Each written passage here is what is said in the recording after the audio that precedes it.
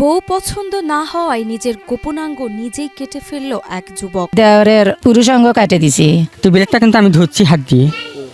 ওই কাজে আমার দোষ দেয় কি স্যার?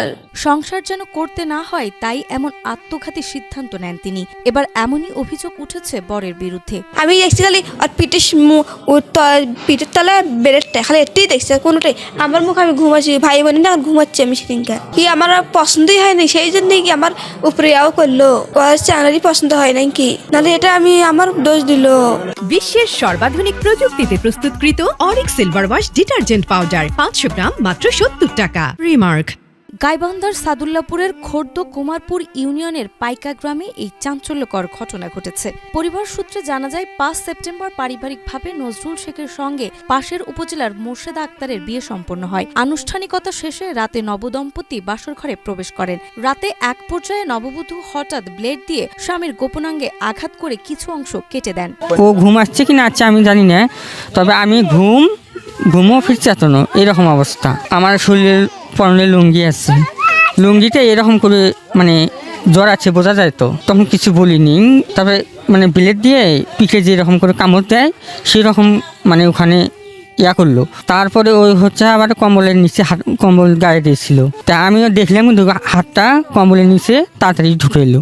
ঢুকানোর পরে আমি হলো ঝাঁপ দিয়ে উঠছি, উঠার পরে হচ্ছে সুইচ দিছি, বালক দিছি, দিয়ে হচ্ছে আমিও কিছু বিছানার উপরে ব্লেডটা নয়া ব্লেড, তো ব্লেডটা কিন্তু আমি ধরছি হাত দিয়ে।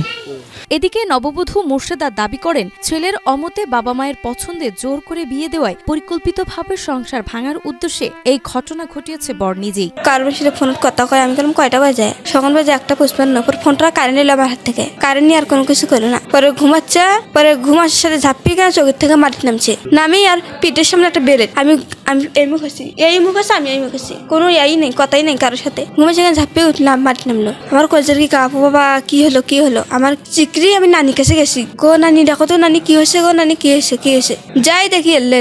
ঘটনার পরের দিন এই খবর এলাকায় ছড়িয়ে পড়লে ব্যাপক চাঞ্চল্যের সৃষ্টি হয়। আমরা এখন ঘরে ঘরে যা শুইতেছি, এখন আমার যাও আমার দেওর কি কি কথা কইছে না কইছে তাকে আমরা সঠিকভাবে জানি না ভাই। কিছুক্ষণ পরে ঘন্টা ডাইরেক্ট পরেই দেখি শিগরি ঘরে থেকে উঠে এসে দেখি কি হয়েছে, বুকে করে বলে বেলেট নিয়ে যাচ্ছে, সেই বেলেট দিয়ে আমার দেওরের পুরুষাঙ্গ কাটে দিছি।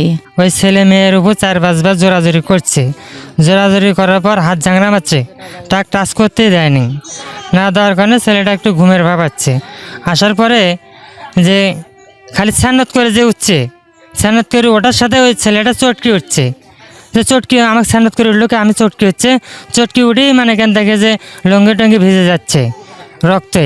পরে খবর পেয়ে পুলিশ ঘটনাস্থল থেকে নববধূকে আটক করে থানায় নিয়ে যান। যে নববধূর বাসর ঘরের যে একটি ইনসিডেন্টের ঘটনা, আমরা জাতীয় জরুরি সেবা 999-এর মাধ্যমে সংবাদপ্রাপ্ত হয়ে আমাদের অফিসার ফোর্স ঘটনাস্থলে যায় এবং ঘটনাস্থল থেকে নববধূকে আমরা আমাদের হেফাজতে নেই।